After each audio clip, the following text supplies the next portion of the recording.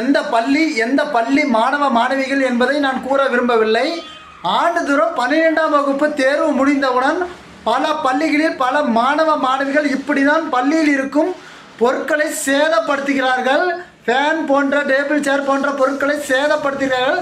நமக்கு வேலை முடிந்து விட்டது, இது தேவையில்லை என்று நீங்கள் படித்த பள்ளிக்கு எதுவும் வாங்கி கொடுக்காவிட்டாலும் பரவாயில்லை, திரும்பி பார்க்காவிட்டாலும் பரவாயில்லை, பள்ளியில் இருக்கும் எந்த பொருளையும் அடித்து சேதப்படுத்தாதீர்கள்.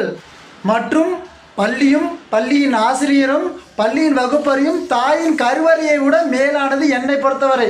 ஏனென்றால் நமக்கு ஆரோக்கியமான உயிரை கொடுத்து நம் தாயின் கருவறை நம்மை 10 மாதம்தான் துமக்கிறது.